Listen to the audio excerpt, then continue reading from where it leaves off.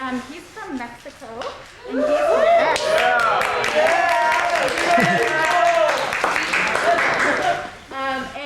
and he is here to talk to you a little bit about the history of gold. Thank you.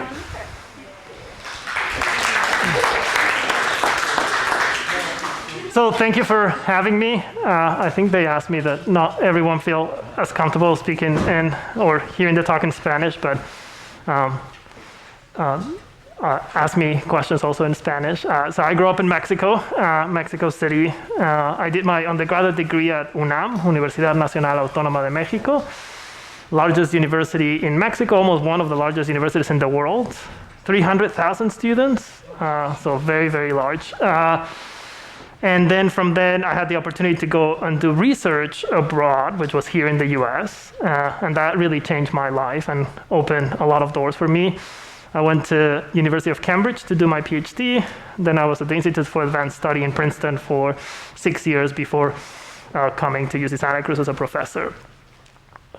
I wanted to talk to you, well, first I wanted to thank two individuals that are in this room that are incredibly accomplished astronomers, which you know, David Koo and Sandy Faber. Yeah, let's thank them for.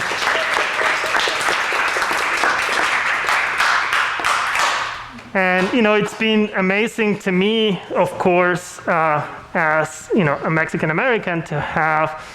I mean, Sandy has been my mentor for a long time and guided my career, but you know, her basically commitment to support our community and to give opportunities to our community have been incredible.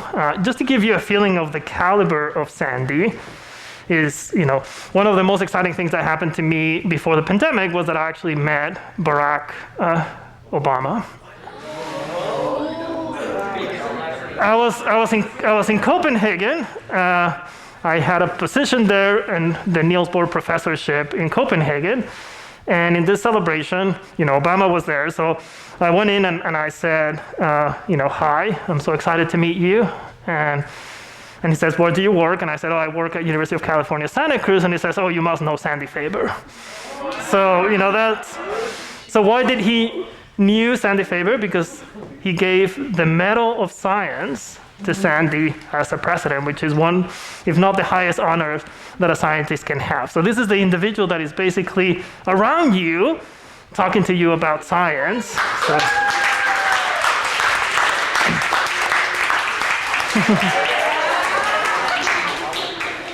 So Sandy is really one of the most transformative astronomers of our generation, and it's really.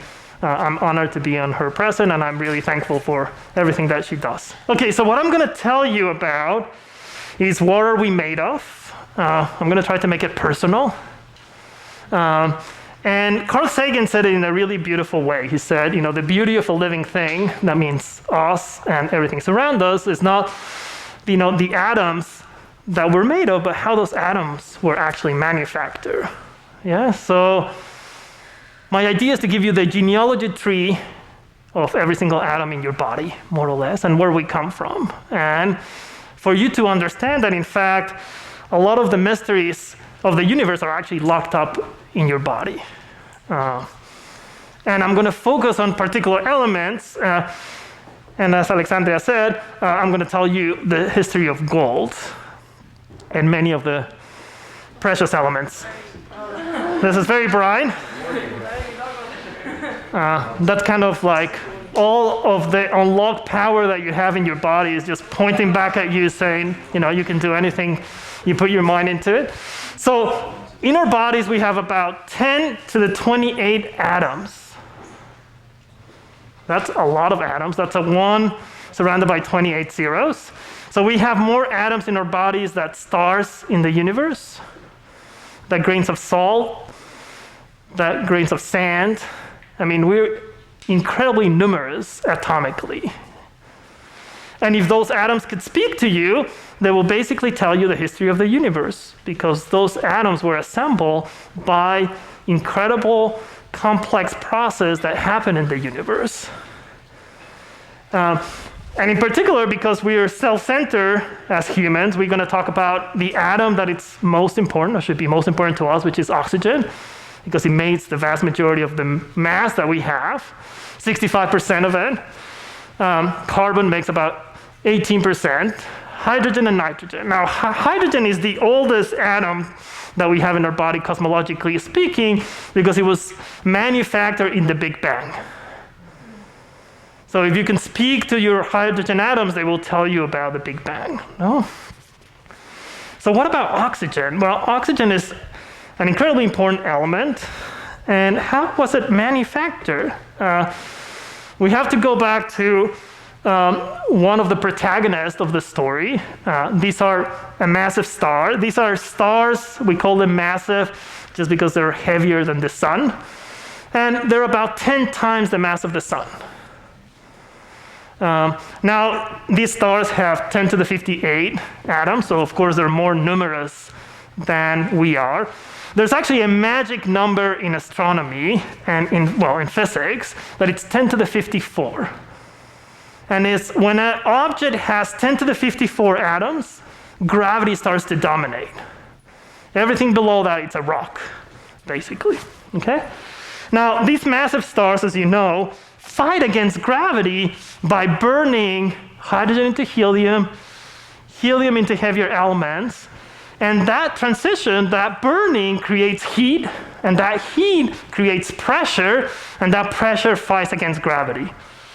But these massive stars burn all the way to iron, and iron is the most bound nuclei in the universe, the most stable nuclei. So that means that if you want to make atoms heavier than iron, you actually have to give energy to the system. So those reactions are no longer what we call exothermic, which means gives you energy, but they actually take away energy. And at that point, the massive star fate is doomed, and it says, I can no longer fight against gravity, and I'm going to collapse. Yeah? And in those collapse, they produce these magnificent explosions, which we call supernova explosions.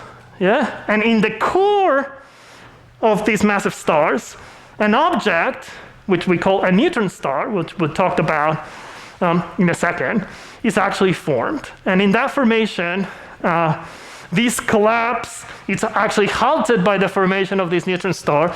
Energy is put into the envelope, and it's in that envelope where actually oxygen is synthesized. Tons and tons of oxygen are synthesized in that explosion.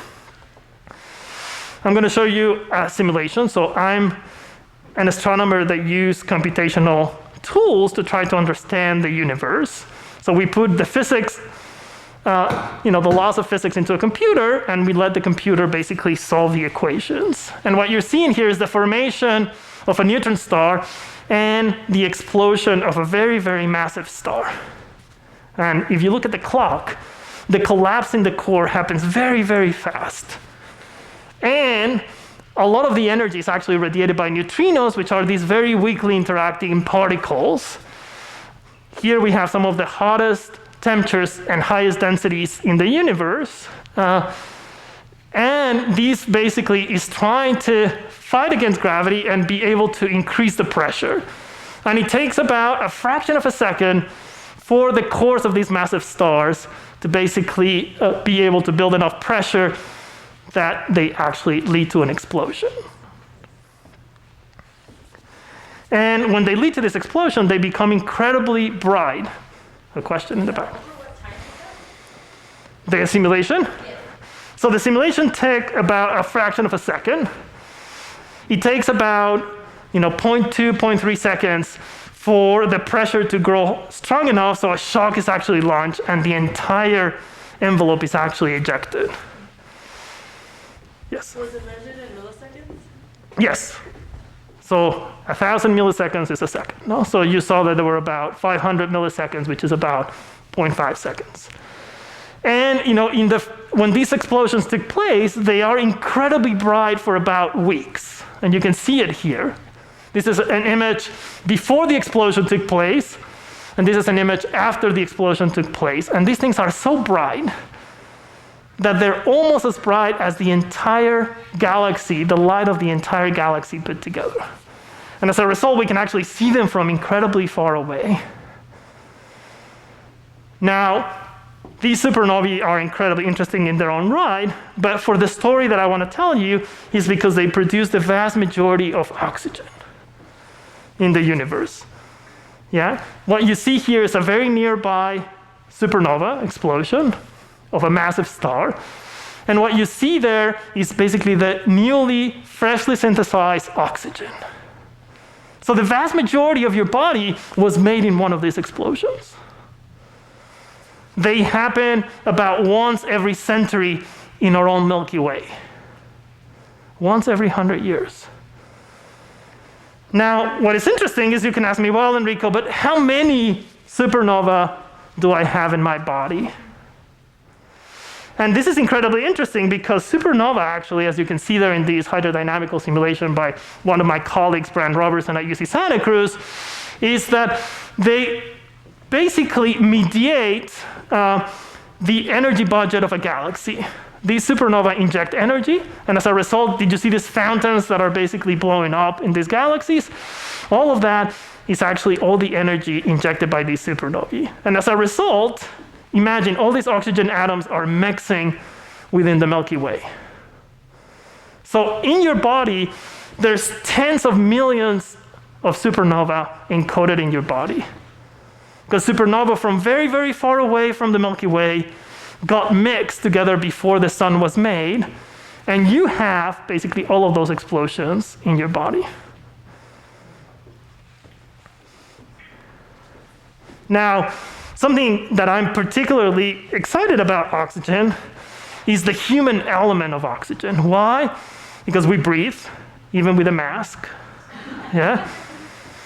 And we recycle, hundreds of gallons of oxygen every day. So you can now, because you spend about an hour, claim that you have some atoms from Barack Obama. Why? Because Sandy has some atoms from Barack Obama, and she's sharing them with you, and now you also have atoms from Sandy in your body. No? So when you're having a hard time thinking about your math homework, you just have to really focus on those oxygens, atoms. And what happens? Well, the atmosphere on Earth doesn't actually lose a lot of those oxygen atoms. It constantly recycles them. So then you can ask the question, well, I have some amazing figures in history that I want to know. How many atoms do I have that belong to them? I'm going to give you the answer. So if you want some atoms from Zapata, in your body, there's about hundreds of millions of those atoms. Now remember, you atomically are incredibly numerous, but you have the entire human race in your body because those atoms were constantly recycled. Now, here I put some of the individuals that I'm most proud to share atoms with. Some of them you know. Hopefully you know all of them. Sor Juana Inés de la Cruz, yeah, an amazing, incredible feminist poet, one of the most brightest intellectuals that we have had. Octavio Paz, Nobel Prize writer from Mexico. Frida Kahlo and Chavela Vargas, an incredible singer. And hopefully I don't have to introduce you to the man here. So now, of course, you have some individuals whose atoms we just don't want to remember, so let's forget about those. And just keep the atoms of individuals that you really are incredibly proud of. Now, the story that I'm going to tell you is not about normal atoms, but atoms of metals that are very, very rare and exotic. Heavy elements, we call them. Much heavier than oxygen, much heavier than iron. And here's some of my favorites. Gold is one of my favorites. Platinum and uranium. Yeah? And these atoms, as you will see, are rare. And what I'm going to tell you about is how we actually ultimately discover what makes these atoms. For 30 years, this was a mystery, and thankfully we solved it. More importantly, I'm going to actually try to convince you that, even though gold, for example, has shaped the history of humanity, these elements are actually incredibly important for life. Yeah, and I'll end my talk telling you why. This is, for example, work that I have done in collaboration with Sandy about how these elements actually played an incredibly important role in making our Earth habitable.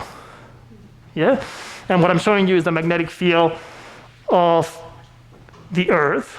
The magnetic field is our shield. It shields us from really high energy particles. And the magnetic field is there primarily because of thorium and uranium. Yeah? So they are our protectors. And I've chosen to tell you the story focusing on gold. But these objects that we're going to talk about don't only form gold, but form a vast majority, at least half of the elements heavier than iron. Okay, so let's talk about gold. How many atoms of gold you have in your body?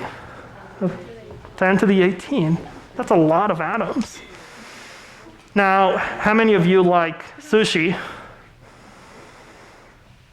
So if you like sushi, the number of atoms in your body of gold is significantly higher because these large fish accumulate a lot of these heavy elements. Yeah. Now, I'm going to use a unit here to give you a feeling of how abundant gold is, which is 1 part per billion. And he says, well, does that make sense? What is 1 part per billion? And I thought to illustrate that, if you take a spoon in an Olympic pool, the amount of water that you take is about 1 part per billion of the swimming pool. And that's about the fraction of gold in your body. If you were an Olympic pool, the fraction of gold would be about 1 little spoon. Interestingly, so in the universe has about 0.6 parts per billion of gold. The sun has 1 part per billion. Meteorites have about 170 parts per billion. And the reason why, if you have heard that we want to actually go and mine asteroids, is because they are drastically enhancing these precious elements. Yeah? So the idea is, can we do it cost effectively so that we can bring some of these metals? Now, the vast majority of gold on Earth has actually been mined. And in the mantle, well, at least that it's accessible to humans, the vast majority of gold is actually in seawater. And if you actually see seawater, when you're inside, you can actually see that there's some metals. You can see the properties of the refracting light. Thankfully, we haven't found a way to extract gold from the ocean because we're going to pollute it as a result. And humans are actually enhanced of gold compared to the sun or the universe. Yeah. So if you're not feeling special, you should feel special because compared to the universe, you're made of gold. Yeah.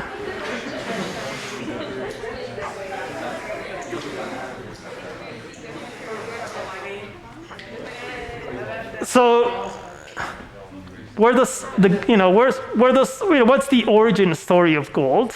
And of course, I'm biased, and I have to start with the Aztecs. The Aztecs actually thought that gold was the sweat from the sun, coming back to Earth, and that we will see these large pieces of gold, and we can collect them. You can challenge me and say, oh, Enrico, but you told me that gold is 1 part per billion. How is it that I can find these gold nuggets lying around? Okay, not anymore, but we could. And the reason for that is that gold actually gets concentrated at very, very high pressures. And as a result, it gets concentrated and then comes up to Earth, and that's where the gold mines are. Yeah? So even though it's 1 part per billion, it does get concentrated, but the majority of those big nuggets have already been collected. Now, the sun has a lot of gold, but it did not originate it from there. So what I worked for a large fraction of my PhD was, well, what happens if we actually try to make a recipe for gold? What do we need? We need 2 neutron stars. I'll tell you a little bit about what a neutron star was, but I'll tell you a little bit more in a second. So you need 2 neutron stars, which are the 2 densest objects in the universe. Yeah? And then you have to basically mix them together at 1 billion degree temperatures, and then maybe then you can actually make gold. So what is a neutron star? A neutron star is the size of the San Francisco Bay or Manhattan. Yeah? But it has the mass of the sun, comparable to the mass of the sun in that space. Now, the density of water in some units, it's 1. The density of a neutron star is 10 to the 14. So 14 orders of magnitude denser than water. Yeah, the nuclei are actually touching each other. Yes? Doesn't a neutron star spin more faster than the other? So neutron stars can spin fast. The ones that we really like are pulsars, because they are neutron stars with magnetic fields that spin relatively fast. If I was to try to escape, the Earth, I can't. Yeah? If I want to do that in a neutron star, I have to move at 30% of the speed of light to actually escape the gravitational force from the neutron star. So even light has a hard time leaving a neutron star. Now, what is interesting is that even though these objects are relatively rare, they like to be in pairs. Yeah? They're not lonely creatures. They like to have companions. And a fraction of them actually have another neutron star as a companion. And these systems actually evolve in incredibly interesting ways. So what I'm going to show you here is the evolution, at least pictorically, of 2 neutron stars. These 2 neutron stars are so dense that actually distort what Einstein called space and time, and produce what you're seeing there is gravitational waves. These distortions of space and time are basically carry out the energy and the angular momentum of the system, and as you can see, the 2 neutron stars are coming closer and closer and closer together. The amplitude as they get closer and closer increases until they merge. And this beautiful dance lasts of the order of 100 million years. Yeah, it's a long courtship. Yes. Entonces se tardan, imagínate, cientos de millones de años, y una vez que se tocan, en milisegundos se produce el oro. La fracción muy, muy pequeña, ¿no? Y eso es porque, por ejemplo, si tú pones un satélite orbitando alrededor de la estrella de neutrones, tendría periodos de 10 o 100 milisegundos. Porque la gravedad es tan fuerte, ¿no? So what I'm going to show you is a simulation of what happens when 2 neutron stars actually come together. You can see, as you were hinting, that this actually happens relatively quickly. These 2 objects come together. What you're going to see is actually temperature. So they get really hot, incredibly hot. They merge. And you're going to see what we call tidal tails, which is the material that is ejected in the outer parts. You can see those. And that's where actually we think that the heavy elements are made and are ejected outside the system. Now, when these objects actually merge, it's actually going to produce a black hole.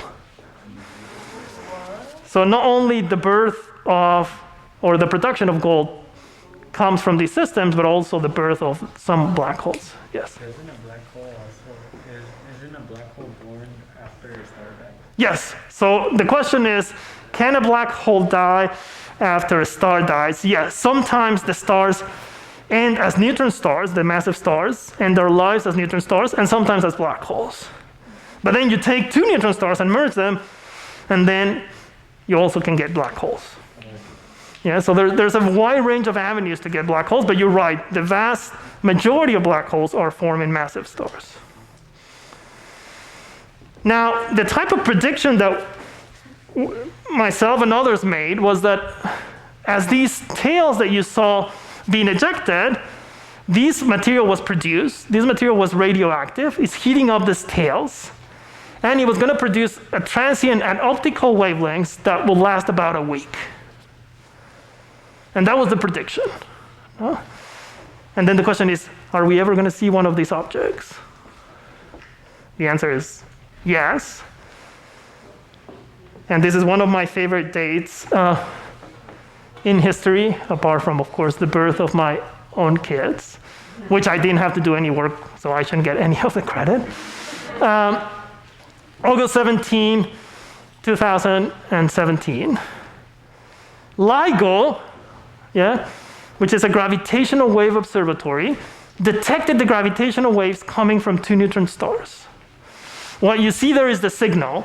Frequency is basically 1 over period, and this is basically as a function of time. So the objects were basically coming together.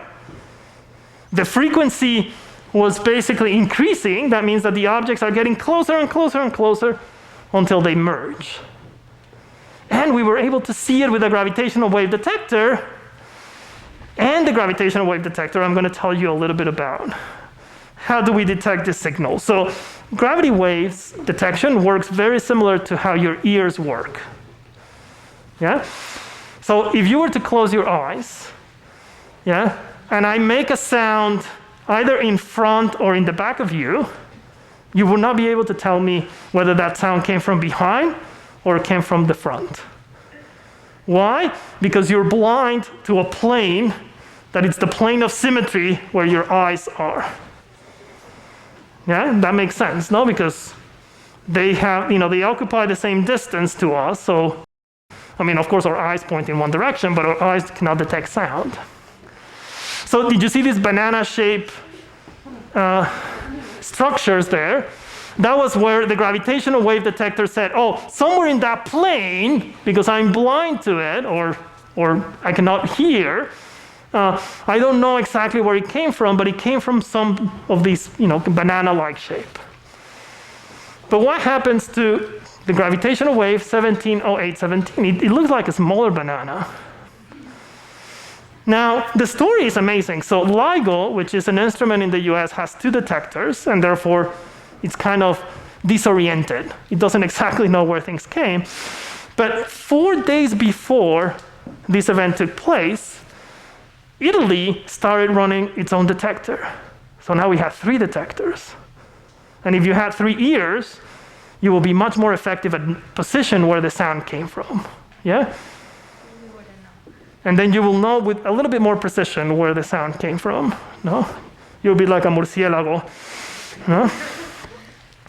So that's what happened 4 days before. So you were able to know where in the sky with some accuracy, although the error was very large.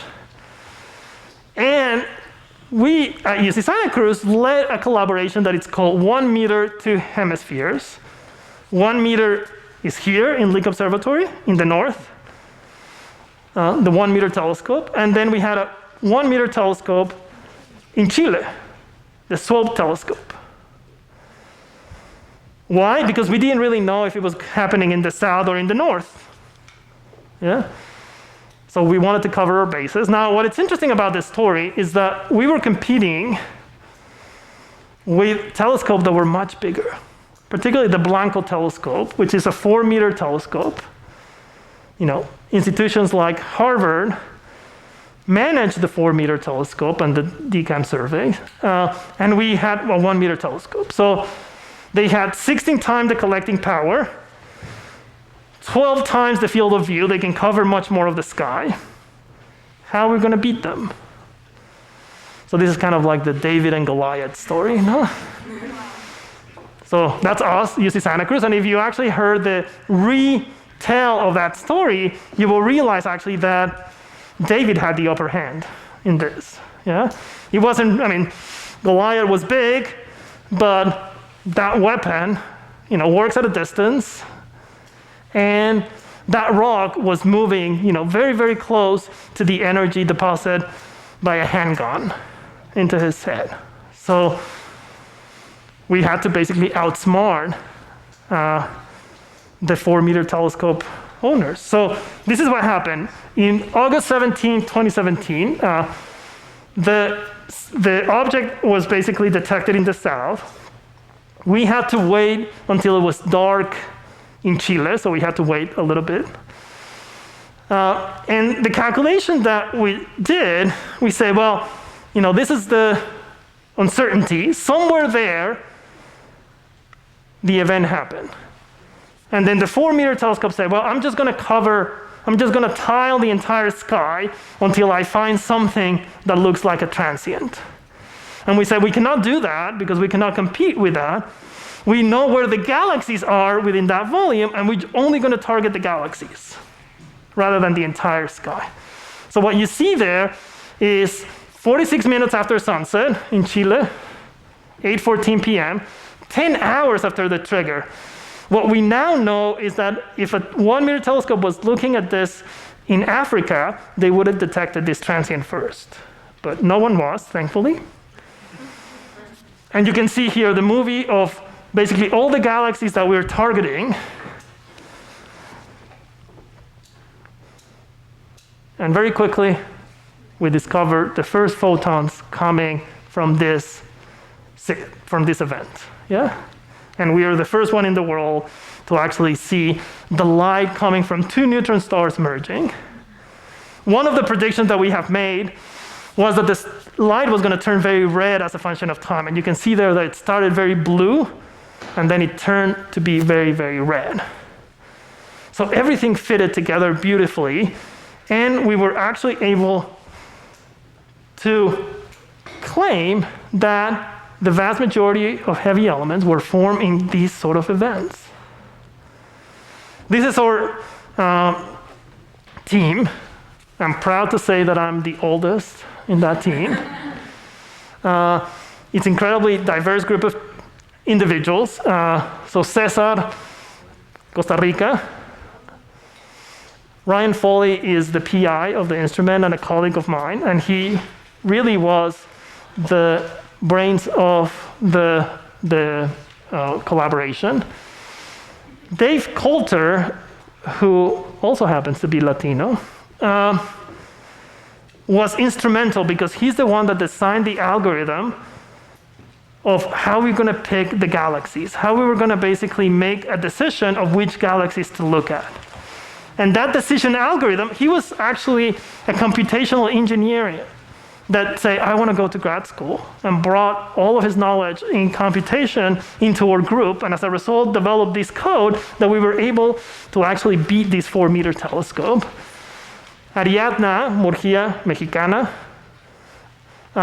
was the theorist leading the group and worked closely with me. And we have Edna and Matt, but Charlie was actually the first human to actually realize that the photons were coming in. And he said, I think we discovered this, yeah? So this was an incredibly exciting time. This is in our beautiful campus at UC Santa Cruz. And then the question is, well, how much gold will this event actually form? No? So we wrote a Nature paper that says the origins of the heavy elements in binary neutron star mergers from a gravitational wave event, saying we are now confident that the vast majority of these heavy elements come from the interactions of these 2 neutron stars. And one of these events produced about a Jupiter mass of pure gold. Jupiter has 10 to the 30 grams. That may not tell you much, but what you should know is that every gram of gold is about $10. So this is about $10 to $31. Very, very rich event. Numbers that we can all barely imagine. And what is actually interesting, and this is going to relate to the end of my tale that I'm going to tell you, is that this is equivalent to the gold content in about 1 million stars. That means that one of these events produced so much gold, so they're rare events, but they produce a lot. Yeah? Now, the analogy that I want you to kind of keep in mind, which is going to be very important for the story I'm going to tell you about the Earth, is that imagine in the universe, when the universe was very young, you had one of these events. It produced a huge amount of gold. Now, from that gas, you made new stars. Yeah? And the way that I think about it is I think about it as a chocolate chip cookie. You know, the chocolate is fairly highly concentrated in a chocolate chip cookie rather than, so when you make stars with oxygen, you're looking at a galaxy that looks like a chocolate cookie with a very thin layer where the chocolate is really isotropic. But neutron stars do chocolate chip cookies. So that means that if you're a star that is born close to the chocolate, you will have a lot of gold. And if you're a star that is far away from the chocolate, you will have very little gold. And that actually continues until today. Yeah, but of course the variations start getting smaller and smaller because you start mixing these elements effectively. No, you can think of it like, have a tray of coffee, and then start putting drops of milk. The more drops of milk you put, the more brown, and things start mixing. Now, what is incredibly this was basically named the breakthrough discovery of the year by Science Magazine. Our team had 4 papers, and they were all led by our junior colleagues. Yeah, and we're incredibly proud of, their brilliance and the fact that they basically led the team. Now, when you look at a periodic table, and this was telling you a little bit about the genealogy tree of every single atom in your body, you can see hydrogen and helium were made in the Big Bang. There's some helium made in other processes, you can see there. The merging neutron stars make all of these elements that you see there in orange, and you can see gold there. And there's a little bit of gold actually made in these dying low mass stars. So the story that I'm telling you is a little bit more complex, but the vast majority of these elements are produced by these incredibly exotic events that happen very rarely. And then, talking to our colleagues at UC Santa Cruz, the question arrived is like, why are these elements important? Why we as humans should care about these elements? And we basically realized that these elements made in these neutron star mergers like thorium and uranium are essential to create a magnetic field on Earth. Yeah, because those motions that you see there that are basically turning the magnetic field and amplifying the magnetic field require this radioactive heating of these very rare elements. Yeah? Now, what we realize is that if a star was born closer to the chocolate chip cookie, it will have a lot of those radioactive elements, it will produce a lot of heat, and there will be no magnetic field. So therefore, we will have no shield, no protection. If, on the other hand, we had little of these elements, yes, the magnetic field will operate, but the planet will be geologically dead, and there will be no volcanism, which is also incredibly important for life. So we are also happen to live in a planet that has the right amount of these precious elements that allow life to actually exist. So even though you have 1 part in a billion, that's a teaspoon in an Olympic pool of gold and of these elements, I hope you realize how important they are for us to be here.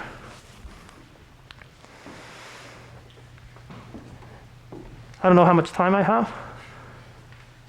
5 minutes. Okay, I am going to tell you a myth because I really like this myth. So another very interesting thing is that if you actually looked at where the gold and these precious elements are on Earth, they're all in the interior. Because when the Earth was formed, it was molten, and all of these heavy elements sank into the center. Those heavy elements, as we talked about, provide the motions necessary to create the magnetic field. But we have a lot of gold in the surface, and people wonder why. And the answer is basically asteroid and meteorites hitting the surface of the Earth and bringing those heavy elements. So that brings me to the end of my talk, and I wanted to tell you a little bit of a Chichimeca myth. So my grandfather, who was indigenous Mexican from Zacatecas, where the Chichimecas were from, told me this myth, which is slightly similar to how gold got to Earth, which is by impacting. And he said, when your essence is actually created, your essence as it comes to you is going to break into a lot of pieces. Yeah? And when you regain consciousness, you're actually going to feel incomplete. You're going to have a sense of desperation because you're not fully there, and you're trying to kind of think about your humanity, and I think we've all been there. And he said, but wait, don't despair. There's a bright side to the myth, and it's that those other pieces, it's not like you have to collect them on the floor. They fell into other people. And only by sharing them with them, you become more complete. So yes, you're going to find people that have these huge pieces that are going to make you complete. But in your quest to be human, that means that you have to basically be able to share those pieces with other individuals, which means that every single person has a piece to give. Yeah, and if you're not open-minded and you live empathetic lives, then you're going to miss on those pieces. Yeah, which I think it's a beautiful myth to how we should operate as humans. And I will stop there and open the floor for questions. Gracias.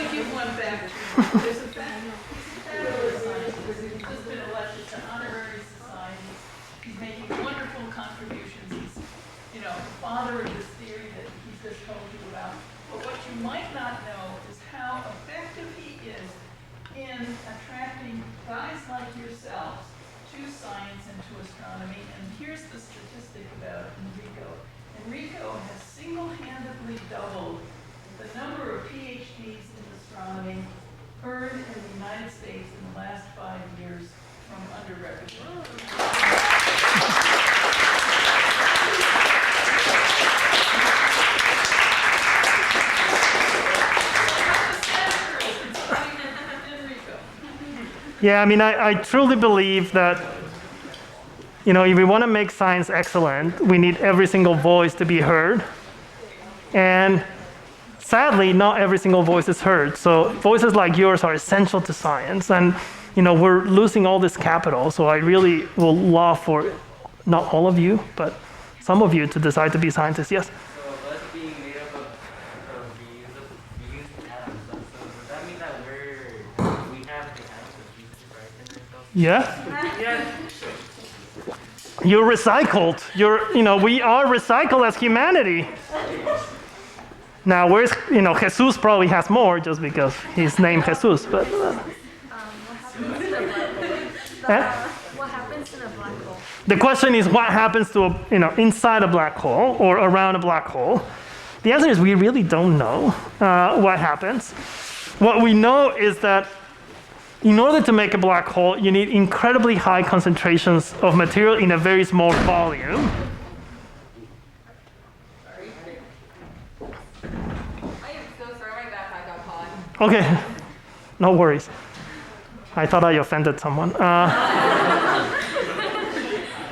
So, for example, another phenomena that we study at UC Santa Cruz is what happens when a star gets too close to a black hole.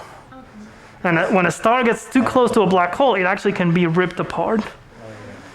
It is interesting that if we were to fall into a black hole, like the black hole in the center of our Milky Way, we would also be ripped apart.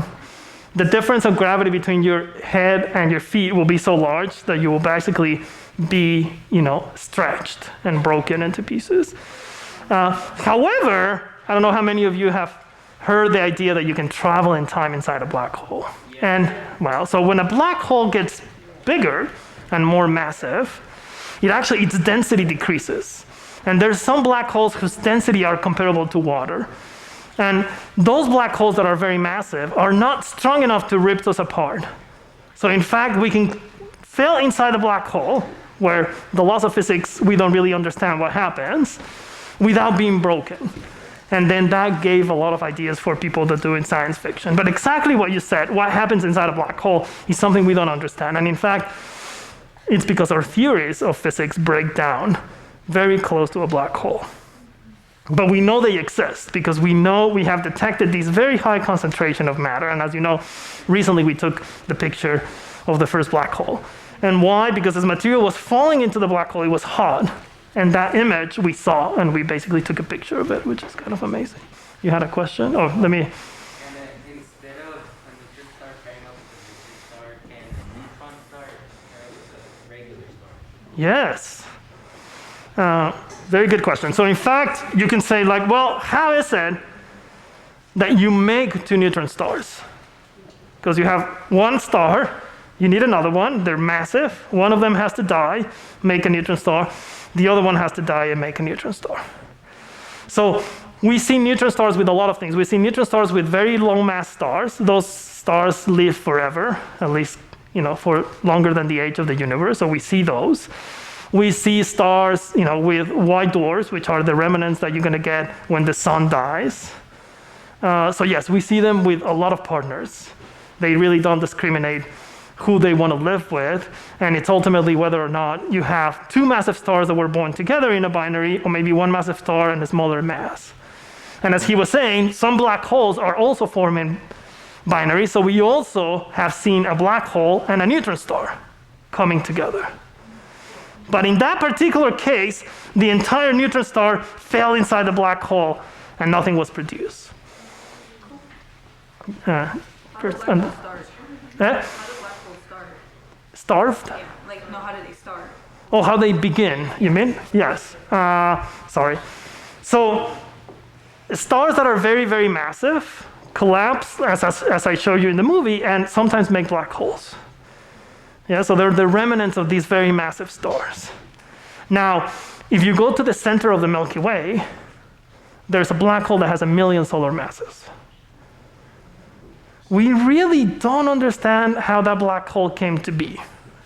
There's some theories that early on in the universe, there were these very, very massive stars that made black holes that are about 1,000 solar masses. And then they started digesting gas and ate and ate and ate, and they continued doubling their mass until they got to 1 million solar masses. So we see black holes growing in the centers of galaxies that got to be very, very, very massive. So you can actually grow black holes by feeding it, by throwing gas at it. But in general, they really come from the evolution of very massive stars. Is it possible to make one? Is it possible to make one? That's a very interesting question. The argument is maybe. You have to create very, very high concentration of energy in a small volume. So some people think that it could be possible to make it in these reactors where we are accelerating particles interactions at very, very high energies. I don't think you can. They will have to be very, very little mass. Because if you were to make the entire Earth into a black hole, do you get a feeling of how small it has to be? Anyone wants to give me some scale? Like a marble. Yeah, exactly. Like a sugar cube. So imagine concentrated the entire mass of the Earth into a single cube. But maybe smaller ones could exist. So that's still being debated. When a star is dying, can it also turn into a dwarf star as well? Yes, so the question was, can a star, when a star dies, can it turn into a dwarf star? And the answer is, we call them white dwarfs. When the sun dies, it's going to shed its outer layers, and in its core, it's going to produce a white dwarf. And a white dwarf is maybe the size of the Earth, but the mass of the sun. And those are things that we call white dwarfs. And white dwarfs, neutron stars, and black holes are there basically for eternity, because their structure doesn't depend on whether or not they're fusing, and they live forever. So for astronomers, those are kind of like our fundamental particles, white dwarfs, yes. So stars that are low mass make white dwarfs, stars that are a little bit heavier make neutron stars, and we think that stars that are more massive make black holes. Yes? So in a way, black holes are like ice. Since ice is less dense in the water, black holes are when it gets less dense. Yeah, so the interesting thing is that so the way that we measure black holes, or we basically think about black holes, is when you get to a point. Remember, I told you that if you wanted to escape from the gravity of a neutron star, you have to move at 30% of the speed of light. Well, there's a region which we call the event horizon of a black hole, where light cannot escape. And because we cannot communicate, then a lot of our idea of what information is basically gets lost. Yeah? Now, what I was trying to explain is, as a black hole, as you put more mass and the black hole grows, that the size of the black hole also increases. So in fact, its density starts to decrease. Yeah? And it'll rise a point as you put more and more mass, hundreds of millions of solar masses, that the average size of that black hole has the density of water. Which is kind of amazing, no? Yes? What is a quasar? What's a quasar? So a quasar is, we think, there's, as we were talking about, every galaxy, almost most massive galaxies have a black hole in their center. Yeah? In today's universe, the universe is relatively boring. A lot of the galaxies are not forming a lot of stars. The black holes are not digesting material. They're pretty quiet. No? Our own black hole is pretty quiet.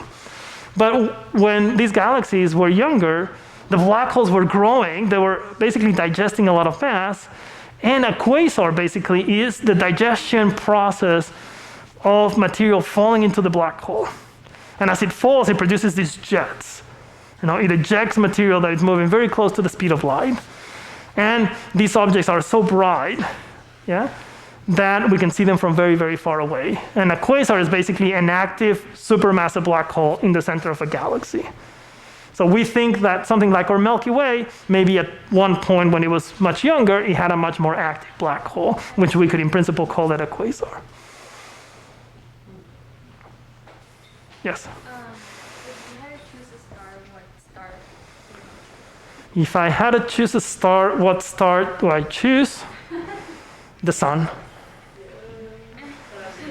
Now, you can say why. You can ask me, well, if you were to choose a planet, we now know that a planet like Earth, is relatively common.